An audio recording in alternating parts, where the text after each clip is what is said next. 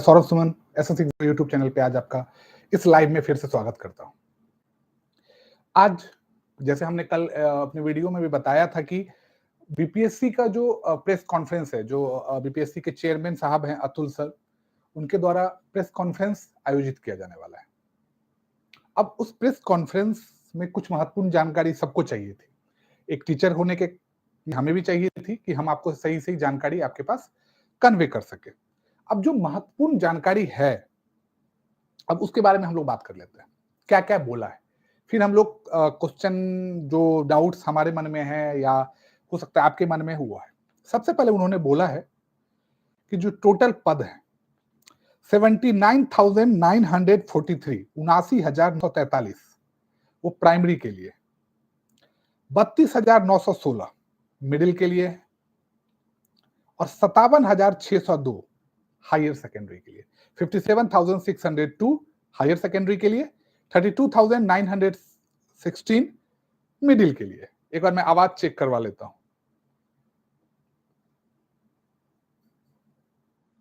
कि आवाज आ रहा है कि नहीं। पता चला मैं इधर बोल रहा हूं आपकी मेरे, चलिए आवाज आ गया। तो टोटल जो पद है, जो बहाली होगी, जिसकी अधिसूचना निकली है, 1,70,461 पद की अधिसूचना निकली है। अभी मैं जो बातें आपको बता रहा हूं बीपीएससी के चेयरमैन अतुल सर ने अपने प्रेस कॉन्फ्रेंस में बोला है। प्राइमरी के लिए उन्होंने एलिजिबिलिटी बताई है। इंटर पास होनी चाहिए, मिनिमम एलिजिबिलिटी है।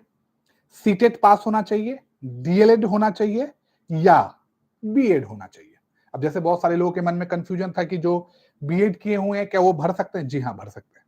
ये कंफ्यूजन क्लियर है। डीएलएड और बीएड दोनों किए हुए, सीटेट पास, वो फॉर्म भर सकते हैं। मिडिल के लिए उन्होंने बताया ग्रेजुएट होना चाहिए, स्टेट और बीएड। ग्रेजुएट, स्टेट और बीएड होना चाहिए। स्टेट का जो पेपर है, हायर सेकेंडरी जो 11-12 का क्लास होगा, उसके लिए उन्होंने कहा है पोस्ट ग्रेजुएट, स्टेट और बीएड। ये उन्होंने एलिजिबिलिटी क्राइटेरिया बताई है, जो क्लियर हो गया। ये पहले से भी था, सिर्फ एक प्राथमिक के लिए एक थोड़ा डाउट आ रहा था बहुत सारे लोगों के मन में कि क्या बीएड को ही रखा जाएगा, बीएड को भी रखा जाएगा या सिर्फ डीएलएड के थ्रू बहाली होगी। नहीं, दोनों के थ्रू बहाली होगी। अब उन्होंने नियोजित शिक्षक, जो पहले से शिक्षक है, उनके लिए उन्होंने कुछ बातें बताई थी। एक दो लाइन है, मैं वो आपको बता देता हूं। 2012 से पूर्व जो नियोजित शिक्षक हैं, उनके लिए टीईटी देना जरूरी नहीं है, एग्जेम्पशन था। मतलब उससे पहले अगर उन्होंने टीईटी, क्योंकि वो टीईटी हो नहीं रहा था तो वो नहीं भी दिए होंगे, तो वो फॉर्म भर सकते हैं। एज रिलैक्सेशन सरकार के नियमावली के अनुसार चलेगी। चलिए उस पर तो बाद में बात होगी। अब उन्होंने आवेदन के बारे में बोला है, क्योंकि उन्होंने एक पॉइंट बोला कि मान लेते हैं कोई, जैसे कोई अभ्यर्थी हैं, उन्होंने पोस्ट ग्रेजुएट भी हैं, वो स्टेट भी निकाले हैं, वो बीएड भी किए हुए हैं, क्लास 1 to 5, 6 to 8 का भी वो सीटेट निकाले हुए हैं, तो क्या वो तीनों में फॉर्म भर सकते हैं? क्या परीक्षा एक ही डेट पे होगी? तो उन्होंने सर ने क्लियर किया कि नहीं, एक ही फॉर्म में वो तीनों पार्ट भर सकते हैं, एक ही फॉर्म में। मतलब अगर वो अब जो भी फॉर्म की प्रारूप कैसा होता है, स्ट्रक्चर कैसा होता है फॉर्म पे, लेकिन वो एक ही फॉर्म में तीनों भर सकते हैं। तो उन्होंने फिर से इसमें जोड़ा कि अगर मान लीजिए हम एक ही फॉर्म में तीन, अगर कोई बच्चा 3 में एलिजिबल है अभ्यर्थी, तो उसका एक पेपर तो होगा नहीं, तो उसका 3 पेपर होगा। अब उन्होंने जो पॉइंट्स बोले हैं कि एक कैंडिडेट तीनों में अप्लाई कर सकता है। परीक्षा की तिथि अलग अलग होगी, मतलब प्राइमरी के लिए जो परीक्षा होगी वो अलग होगी, मिडिल और हायर सेकेंडरी, मतलब जो दोनों तीनों परीक्षा का प्रारूप आया है वो तीनों अलग अलग होंगे। इन्होंने ये बात बताई। अब आया सिलेबस पर चर्चा, जो सबसे ज्यादा डाउट है प्राइमरी शिक्षकों के लिए या सभी के लिए। क्वालिफाइंग पेपर के लिए उन्होंने जो बातें बताई है सबसे ज्यादा जरूरी है, सबसे ज्यादा कंफ्यूजन था। हम लोगों ने पहले भी बोला था कि अगर देखिए, जब तक 100% श्योर नहीं होगा कुछ नहीं कर सकते, लेकिन अगर वर्ड टू वर्ड प्ले कीजिएगा, तो हमने पहले भी बोला था, आपको बताया था कि पत्र में लिखा हुआ है 30%, मतलब टोटल 100 में 30%, लेकिन बाकी एग्जाम की तरह देखिएगा तो सेक्शनल कट ऑफ वाइज, लेकिन उन्होंने क्लियर किया कोई सेक्शनल कट ऑफ वाइज नहीं रहेगा। 100 में क्वालिफाइंग पेपर जो है, जो 100 का मार्क्स का होगा, जिसमें 25 इंग्लिश होंगे, 75 में हिंदी, बांग्ला या उर्दू होगा, उसमें सिर्फ टोटल में 30 लाने हैं। जब इंग्लिश पर सवाल हो रहा था कि सर ये इंग्लिश तो मतलब सवाल बहुत सारे न्यूज चैनल वालों ने पूछा है कि इंग्लिश तो बिहार में पढ़ाया भी नहीं जाता, ऑप्शनल पेपर रहता है। उन्होंने बोला कि देखिए एक दो एग्जांपल्स बताए, ग्रामीण क्षेत्रों के बारे में चर्चा की गई थी, तो उन्होंने बोला कि क्या ग्रामीण क्षेत्र के बच्चे, शिक्षक अभ्यर्थी पटना नहीं आते हैं? पटना में आप देखिएगा साइन बोर्ड जो होता है दुकान का वो इंग्लिश में लिखा होता है, व्हाट्सएप मैसेज जो होता है वो इंग्लिश में किया जाता है।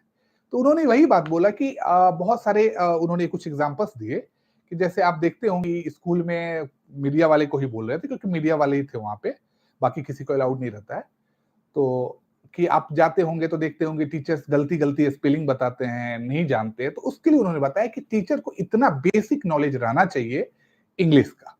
तो उन्होंने ये भी बोला साथ में कि इंग्लिश का पेपर जो है वो इजी होगा, हिंदी का पेपर टफ होगा। अब ये उन्होंने क्यों बोला वो बताइए। जब इंग्लिश का पेपर इजी होगा, उन्होंने ये बताया, मतलब बहुत सारे बच्चों के मन में आया होगा कि चलिए ना 0 मार्क्स ले आते हैं इंग्लिश में, इंग्लिश की पढ़ाई नहीं करते हैं और हिंदी पढ़ के निकल जाते हैं, मान लीजिए जिनका उर्दू है, जिनका बंगला है। अब बंगला क्यों है? क्योंकि बंगला में उन्होंने बताया प्राइमरी में 148 सीट खाली है, उर्दू में 12,729 सीट खाली है। इसीलिए भाषा में उन्होंने दो प्राथमिक में रखे हैं, एक उर्दू 12,729 और एक 148 सीट। इसीलिए तो हिंदी का पेपर अगर टफ रहता है तो बच्चों के लिए पासिंग लाने में इंग्लिश सहायक होगा और इंग्लिश का पेपर इजी होगा। तो आप, अब मेरा सजेशन बाद में है, पहले मैं हुबहू बात बता देता हूं, लेकिन उन्होंने जो बोला तो उनके बोलने का तरीका ही वही था कि इंग्लिश का पेपर इजी होगा। और उन्होंने साइन बोर्ड का बार बार एग्जांपल दिया है कि मतलब इतना बेसिक नॉलेज टीचर्स को रहना चाहिए कि वो स्पेलिंग लिख सके, स्पेलिंग बोल सके। उन्होंने बोला भी कि मैं कोई शेक्सपियर के संबंधित सवाल नहीं पूछूंगा, हिंदी का पेपर टफ होगा। अब वो आए थे मेंस पेपर पे, जो मेंस की तरह पेपर होगा 150 मार्क्स का, जो मतलब हायर सेकेंडरी और सेकेंडरी वाले के लिए, मिडिल वाले के लिए होगा। उन्होंने बोला कि 100 क्वेश्चन जो विद्यार्थी, जो 100 मार्क्स का जो पेपर होगा उनका सब्जेक्ट का, उन्होंने लिखा कि विद्यार्थी को जो पढ़ाते हैं वह उसी से संबंधित ये पेपर होगा। इसका मतलब उन्होंने बताया भी। सिलेबस पे बात हुई, बोले देखिए डिटेल सिलेबस देने का क्या है। उन्होंने बोला भी कि डिटेल सिलेबस का आप क्यों मांग रहे हैं। डिटेल सिलेबस का मतलब ये है, बिहार स्टेट एजुकेशन बोर्ड, जिसको बीएससीबी बोलते हैं, जो मैट्रिक और इंटर का परीक्षा बिहार में संचालित करता है, उसका ही सिलेबस पढ़ के जाइए, उसका ही फिजिक्स केमिस्ट्री पढ़ के जाइए। आपका फिजिक्स केमिस्ट्री से अगर संबंधित पेपर है आपका, तो उसी का फिजिक्स पढ़ के जाइए, क्योंकि आपको उसी को पढ़ाना है। और उन्होंने यही बात बोला। मतलब आप समझ लीजिए कि अगर आप हायर सेकेंडरी 11-12 वालों के लिए आप एग्जाम देने जा रहे हैं, तो आपका अगर फिजिक्स का सब्जेक्ट है तो आपका फिजिक्स का लेवल इंटर का रहेगा। और सिलेबस, अब उन्होंने ये बात पे चर्चा की है उन्होंने कि डिटेल सिलेबस के लिए आप लोग बोल रहे हैं, अब बच्चे बोल रहे हैं क्या डिटेल सिलेबस है, बीएससीबी को जाइए कवर कीजिए। उन्होंने ये बात बोला है कि बीएससीबी को आप कवर कीजिए, बिहार स्टेट एजुकेशन बोर्ड का जो सिलेबस है, चाहे जिस भी सब्जेक्ट का, और उन्होंने बोला भी कि सभी सब्जेक्ट उसके अंदर कवर होते हैं, वही उसका सिलेबस रहेगा। उन्होंने कुछ बातें बताई भी उसी के साथ कि देखिए बच्चे, कोई एसटीएम बनता है, बहुत सारे बच्चे ये कंप्लेन कर रहे हैं कि आप परीक्षा एसटीएम टाइप ले रहे हैं। देखिए सभी का परीक्षा का लेवल अलग होता है। उन्होंने बोला कि यहाँ पे रेशियो पास होने का ज्यादा है बच्चों में के, क्योंकि 4-5 लाख बच्चे फॉर्म भरेंगे, उसमें से 1,70,000 अभी निकला है, फिर बाद में और कुछ और निकलने वाली है रिक्ति।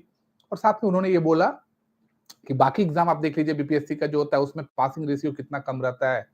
तो हम ये चाहते हैं कि टीचर, उन्होंने फिजिक्स का एग्जांपल दिया कि टीचर ऐसा नहीं होना चाहिए कि उसको फिजिक्स का बेसिक्स नहीं मालूम होना चाहिए। उन्होंने बोला भी कि अगर कोई पदाधिकारी बनते हैं पढ़ के, उनको फिजिक्स का काम नहीं होता, लेकिन एक शिक्षक को फिजिक्स का काम पड़ता है, बायोलॉजी का काम पड़ता है। तो उन्होंने ये बात बेसिक्स बताई है अपने 30 मिनट के प्रेस कॉन्फ्रेंस में। तो उन्होंने, आपको याद रखना पड़ेगा ये पॉइंट कि बीएससीबी का जो सिलेबस है, आपका जो भी सब्जेक्ट है, 150 मार्क्स में 100 मार्क्स जो पेपर आने वाले हैं, उसमें मैट्रिक और इंटर का सिलेबस रहेगा। मैट्रिक इंटर में किसके लिए बोला, जो भी है पढ़ाने, 9th 10th के अब के लिए फॉर्म भर रहे हैं तो 10th तक का हायर सिलेबस ले लीजिए, 11-12 का फॉर्म भर रहे हैं तो 12 का सिलेबस ले लीजिए, math, physics, chemistry, social science जो भी है।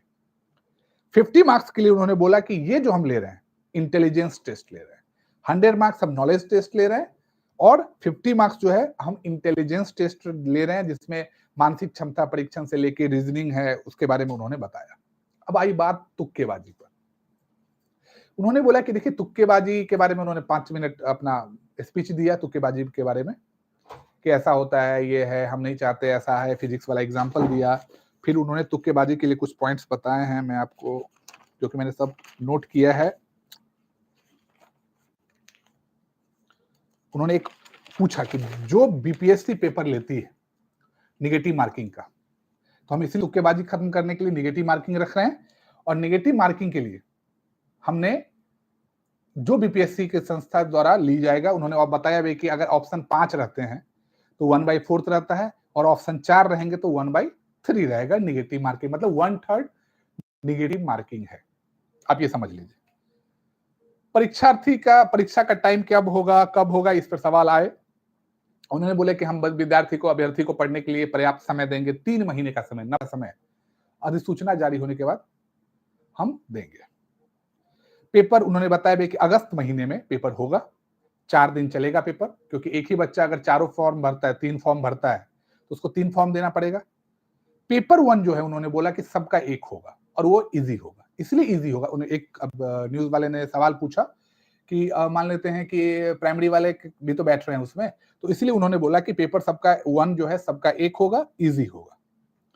अब बहुत सारे जब सवाल जवाब का सिलसिला शुरू हुआ तो कुछ बच्चों के, जो अभ्यर्थी के मन में सवाल था कि जो मेन सब्जेक्ट होता है एक टीचिंग वाले का, शिक्षण शास्त्र, सीडीपी, पेडोलॉजी वाला जो सवाल सब जितना भी टॉपिक्स पे जिस पे सबसे चर्चा चल रही थी कि हम लोगों ने सब दिन पढ़ाई किया बीएड में, सीटेट, तब उन्होंने जवाब दिया कि ये पेपर तो सीटेट में हो चुका है, स्टेट में हो चुका है।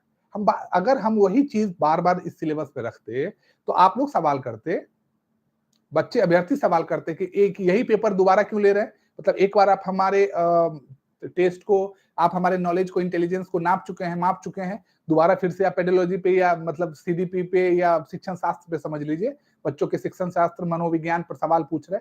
इसलिए उन्होंने बोला कि ये टॉपिक हटाया गया है, क्योंकि 4-5 लाख की भीड़ है बच्चों की, तो हमें 1,70,000 लेना है, इसलिए हम एग्जाम ले रहे हैं। उन्होंने ये बात कहा।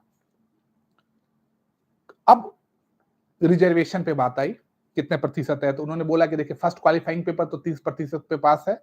उसके बाद ये बोला कि ये सब सामान्य प्रशासन विभाग बिहार सरकार के द्वारा चलता है, रिजर्वेशन पॉइंट। उन्होंने बोला कि बिहार में प्राथमिक विद्यालयों में महिलाओं को 50% रिजर्वेशन मिलेगा। अब पेपर पे आई बात, और बाकी जो भी है रूल्स रेगुलेशंस, बाकी प्रारंभिक विद्यालय में सिर्फ 50% रिजर्वेशन है महिलाओं को, बाकी में जो सामान्य प्रशासन विभाग के द्वारा अधिसूचित है उसी पर होगा। अब पेपर के ट्रांसपेरेंसी पर उन्होंने सवाल उठाए थे, कुछ लोगों ने सवाल पूछा कैसे होगा, तो बोले कि देखिए कुछ बातें हैं जो हम आपसे शेयर कर रहे हैं। पूरा का पूरा पेपर कंप्यूटर से इवेलुएट होगा, जो स्कैनर होता है उसी में स्कैनिंग ओएमआर सीट डालते हैं और वो स्कैन होके आता है। उससे पहले हम आंसर की जारी कर देंगे। आंसर की पे हम आपत्ति लेंगे 1 से 2 बार। जैसे बहुत सारे पेपर देखे होंगे आपने, बीपीएससी का अगर पेपर दिया होगा, बाकी पेपर, तो यही होता है कि अगर जैसे आप पेपर सॉल्व करके आए, आंसर की में आपने आंसर सॉल्व कर दिया, लेकिन कुछ सवाल के ऑप्शन पे आपत्ति रहता है, और ऑप्शन नहीं दिए रहते हैं, गलत ऑप्शन दिए रहते हैं, या जो ऑप्शन सही है वो आंसर की में मैच नहीं करता है, तो आप 1 या 2 बार आपत्ति कर सकते हैं, आपत्ति सुनी जाएगी। उन्होंने ये बात पहले बोल दिया, ट्रांसपेरेंसी के मुद्दे पे वो बात कर रहे थे। उन्होंने बोला कि बच्चों की ओएमआर जो सीट है अभ्यर्थी की, वो वेबसाइट पर जाएगी, वेबसाइट पर आपकी सीट प्रदर्शित की जाएगी, ये नहीं मतलब गोरख धंधा नहीं चलेगा, ऐसा उन्होंने बताया। साथ में उन्होंने बताया कि जो प्रश्न पत्र है, इससे पहले तक मतलब पहले होता था कि सेंटर जो हेड होते थे उनके चैम्बर में खुलता था, इस बार जो प्रश्न पत्र है वो बच्चों के, अभ्यर्थियों के सामने ही खोला जाएगा। तो ये उन्होंने उनके प्रेस कॉन्फ्रेंस का ये पूरा टोटल ये था। अब आते हैं हम लोग, अब हम लोग क्या करेंगे। देखिए कुछ बातें मैं पहले क्लियर कर देता हूं। पिछले वीडियो पे कुछ कमेंट्स कर रहे थे कि आप नेतागिरी कर रहे हैं, मुझे क्या मतलब है। हम तो चाहते हैं कि बच्चे जितने ज्यादा से ज्यादा पास हो जाए, हमारी मंशा यही है। हम तो कोचिंग नहीं चला रहे हैं, हम तो फीस नहीं ले रहे हैं, हम जितना कोशिश हो सकेगा उतना नोट्स, उतने वीडियोस, पढ़ने वाले वीडियोस बना के रखेंगे आपके सामने कि आपको थोड़ा 1% भी अगर हमसे हेल्प हो जाता है तो हमारे लिए वो अहोभाग्य रहेगा। इससे ज्यादा हम तो मतलब कुछ भी ये कि आप मतलब ना पैसे की बात है, ना कोचिंग की बात है, ना हम किसी की बुराई के लिए बैठे हैं, ना बीपी हमारा यही था कि बीपीएससी का पेपर इतना स्मूथ होना चाहिए कि बच्चों के मन में कोई शंका ना रहे, आराम से पेपर दे। पहला जो क्वालिफाइंग पेपर वाला था वो क्लियर हो गया, 100 में 30 लाना है। अब मेरा सजेशन क्या है, देखिए डिटेल सिलेबस वो नहीं देंगे, उन्होंने बोल दिया। अब मेरा सजेशन ये है कि उन्होंने एक पॉइंट पे बहुत हंस के बोला कि देखिए इंग्लिश में तो आप ऐसा मत सोचिए कि आप 0 लेके आ जाइएगा, और हिंदी का पेपर हम टफ करेंगे। तो आपको जो 30 मार्क्स लाने हैं, 30 मार्क्स जो आपको लाने हैं, तो आपको इंग्लिश और हिंदी मिला के लाने हैं। और अगर मान लीजिए आप हिंदी पढ़ के गए, इंग्लिश को छुए भी नहीं, और हिंदी का पेपर इतना टफ आ गया कि आपको लग रहा है कि अगर थोड़ा इंग्लिश पढ़ लिए रहते तो हमको 30 मार्क्स कॉल। देखिए पहला आपका एम है 30 मार्क्स लाना। अब सेकेंड पड़ाव में जीके जीएस में कब जाइएगा? सेकेंड पड़ाव में तब जाइएगा ना जब पहला पेपर में आप 30% मार्क्स ले आइएगा। उसके लिए आपको बेसिक इंग्लिश पढ़ना पड़ेगा। उन्होंने बोला कि इंग्लिश का स्लो रहेगा, मतलब इजी रहेगा इंग्लिश मीडियम, इंग्लिश जो पेपर होगा वो मीडियम लो लेवल पे रहेगा। हिंदी का पेपर टफ होगा, उन्होंने खुले में बोल दिया। तो आपको दोनों पढ़ के जाना पड़ेगा। दोनों पढ़ाई कर लीजिए, बेसिक इंग्लिश है, कोई बहुत ज्यादा टाइम नहीं लगेगा, बेसिक इंग्लिश भी कंप्लीट कीजिए। हिंदी अगर आपका सब्जेक्ट है, बहुत अच्छे से आपको कंप्लीट करना पड़ेगा। हिंदी में शुद्ध बोलना भी एक बहुत ही टफ होता है। लोगों को लगता है हिंदी बहुत इजी है, लेकिन हिंदी बहुत टफ सब्जेक्ट है। हिंदी में व्याकरण, मुहावरे, लोकोक्ति, ये सब हम डिटेल एक सिलेबस बनाएंगे। पहले हम इंग्लिश का सिलेबस आज रात को जारी कर देते हैं, डिटेल सिलेबस हमारी तरफ से। बीपीएससी डिटेल सिलेबस जारी नहीं करेगी, उन्होंने बोला भी है इस पॉइंट को।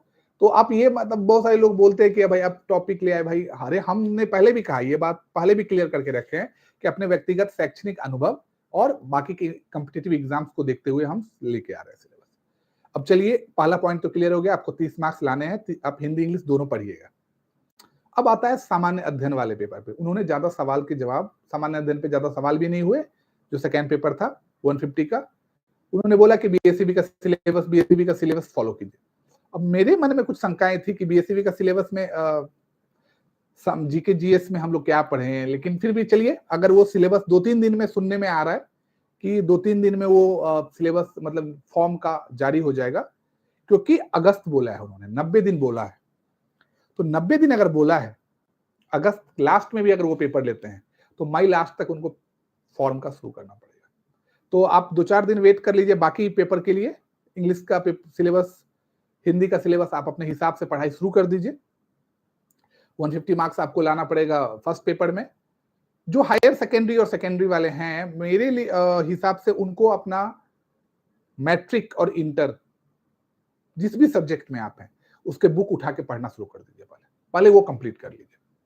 अगर मान लेते हैं आप केमिस्ट्री से, आपका केमिस्ट्री सब्जेक्ट, तो आप क्लास 6 से Bihar state education board, BSEB, जो बिहार बोर्ड जिसको हम लोग बोलते हैं, उसके सभी टॉपिक्स को कवर करना शुरू कर दीजिए। पहला काम वही कीजिए, पहले बेसिक इतना स्ट्रॉन्ग कर लीजिए। वो बोले हम नॉलेज टेस्ट ले रहे हैं, 50 मार्क्स का इंटेलिजेंस टेस्ट होगा जो आराम से सॉल्व हो जाएगा। रीजनिंग है, सामान्य विज्ञान है, बिहार के बारे में चर्चा होगी, बिहार के भूगोल के बारे में हम लोग चर्चा करेंगे, वो सब आसानी से हो जाएगा। कोई बहुत बड़ा वो पॉइंट नहीं रहेगा, पर आपका 100 मार्क्स का जो नॉलेज टेस्ट है उसमें आपके सब्जेक्ट के हिसाब से होगा। और एज ए फैकल्टी, कोई भी फैकल्टी आपको हर एक सब्जेक्ट का तो बना के नहीं देगा, एक फैकल्टी, क्योंकि हर एक का स्पेशलाइजेशन अलग अलग रहता है। तो आपको आप अपने से खुद से आपके सब्जेक्ट के हिसाब से, क्योंकि आपको सबसे ज्यादा नॉलेज है आपके सब्जेक्ट के बारे में, पढ़ाई शुरू करना पड़ेगा। पहले बेसिक कंप्लीट कीजिए, एडवांस मोड के लिए तो कहीं से भी क्वेश्चन ले आया जाएगा जिससे कि आप तैयारी कर सके।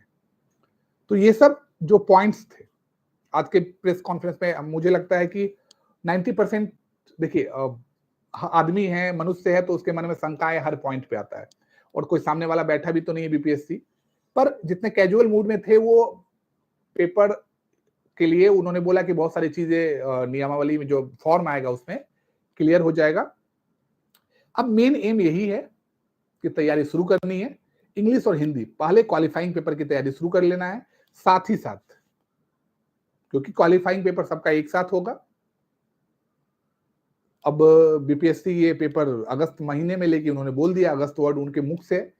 जो भी हम आपको पॉइंट्स स्टार्टिंग का बताए सब हमने नोट किया उनके प्रेस कॉन्फ्रेंस, अपने मन से कुछ भी ऐड नहीं किया है। अभी जो हम बता रहे हैं वो हम अपनी शंकाएं या अपने सजेशंस बता रहे हैं आपके लिए, हमारी हमारे तरफ से यही है कि आप इंग्लिश को छोड़िएगा मत। इंग्लिश में बेसिक जो ग्रामर्स है उसको आप कंप्लीट कर लीजिए। 10 मार्क्स आप अगर ले आते हैं तो आपको बाकी के 75 में से 20 मार्क्स लाने की जरूरत पड़ेगी। और मुझे नहीं लगता है कि अगर आप थोड़ा बेसिक इंग्लिश पढ़ ले, उन्होंने बोला भी, एक वर्ड मैं आपको उनको बता देता हूं आपका के लिए, उन्होंने बोला भी कि 6 इंग्लिश के पेपर में नहीं होना चाहिए, बहुत सारे लोग सवाल कर रहे थे, तो उन्होंने बताया कि न्यूज़पेपर पढ़ने के हिसाब से तो नॉलेज रहना चाहिए। ये उनका स्टेटमेंट्स था कि न्यूज़पेपर तो पढ़ लेना चाहिए, ऐसा स्टेटमेंट्स उन्होंने दिया। इतना नॉलेज हम टेस्ट करेंगे। और अगर अब यहाँ पे तो हम आपको पहले भी बोले थे कि अगर कोई 0 ले आया इंग्लिश में, और तो उन्होंने हिंदी का पेपर बोला कि टफ होगा, मतलब वो आपको हिंदी में घेरेंगे, इसलिए कि आप इंग्लिश छोड़ के ना निकल जाओ। तो आपको इंग्लिश में अटेम्प्ट करना है, बेसिक इंग्लिश पढ़ लेना है, कोई इजी इंग्लिश पूछा जाएगा, इसलिए आपको अगर 25 में 25 आ गए इंग्लिश में, तो अगर बेसिक इंग्लिश कम में पढ़ के आपको अगर आ गए मार्क्स, तो हिंदी में उतना टफनेस नहीं रहेगा, मार्क्स आपकी मेगा सूची में नहीं जुड़ेगा। उन्होंने बोल दिया है क्वालिफाइंग पेपर मेरिट लिस्ट में नहीं जोड़ा जाएगा, वो सिर्फ आपको पास होने के लिए सेकेंड पड़ाव में जाने के लिए। तो चलिए अब शुरुआत करना रहेगा पढ़ाई का। शंकाएं समाधान ये चलता रहेगा, ये प्रोसेस है, आदमी की टेंडेंसी है। थके हुए हैं सभी लोग, ये 4 साल के जो इतने दिनों से लटकाए हुए थे, इसके लिए, इसलिए मन में ज्यादा शंकाएं रहती है। लेकिन अब पॉजिटिव माइंडसेट में काम करना पड़ेगा। नेगेटिव माइंडसेट में काम करिएगा, पढ़ाई में मन नहीं लगेगा, पेपर टफ आ जाएगा तो आप दिक्कत हो जाएगी। पॉजिटिव रहना है, सिर्फ पॉजिटिव बातें करनी है। पढ़ाई कैसे करना है, पढ़ाई के तरीके पे बात होगी आगे। अगर कोई पढ़ाई ये बीपीएससी से अपडेट रहेगा तो वो तो हम आपके लिए लेके आएंगे, साथ में अब पढ़ाई की बातें होंगी। तो चलिए हम आपके साथ लगातार जुड़े रहेंगे। आप पढ़ाई पे फोकस करना है, आपके लिए बेस्ट ऑफ लक, और हम आपके साथ सदैव रहेंगे। ये कोई कोचिंग इंस्टीट्यूशंस नहीं है, ठीक है। आप हमारे साथ जुड़े रहिएगा, चैनल को लाइक सब्सक्राइब करते रहिएगा, हम आपके लिए अपडेट देते रहेंगे जो भी है। चलिए आपका बहुत बहुत धन्यवाद, हम आपसे फिर मिलते हैं पढ़ाई की बातों के लिए। इंग्लिश का सिलेबस आज रात में डिटेल सिलेबस हम अपने व्यक्तिगत शैक्षणिक अनुभव के, मैं ये वर्ड इसलिए बोलता हूं कि फिर बाद में कुछ लोग कमेंट करेंगे कि ये आप सिलेबस तो जारी किया नहीं, आपने कैसे भेज दिया। भले भाई, पहले इसीलिए मैं ये पॉइंट क्लियर कर रहा हूं, बाकी के कॉम्पिटिटिव एग्जाम्स को देखते हुए, शैक्षणिक व्यक्तिगत अनुभव को देखते हुए हम ये सिलेबस जारी करेंगे। तो चलिए हमारे साथ लगातार जुड़े रहने के लिए आपका बहुत बहुत धन्यवाद। हम मिलते हैं फिर, आपको इंग्लिश के सिलेबस के साथ एक वीडियो डालता हूं मैं। आपको इंग्लिश की पढ़ाई करनी है, जो भी होगा, फिर हिंदी में डालेंगे, फिर मैथ में डालेंगे, हर एक का बेसिक रीजनिंग सब कुछ में हम लोग सिलेबस पहले डालेंगे, पढ़ाई करेंगे, कुछ एड ऑन होगा, एड ऑन करते रहेंगे। परफेक्ट हम नहीं है, हम परफेक्ट नहीं है, पहले क्लियर कर दे रहे हैं, परफेक्ट कोई नहीं हो सकता, हम भी नहीं है। अपने आप को अभी भी हम लर्निंग प्रोसेस ही समझ के हम भी सीखते ही जा रहे हैं जिंदगी में, लेकिन आपके लिए बेस्ट लेके आएंगे। बहुत बहुत धन्यवाद।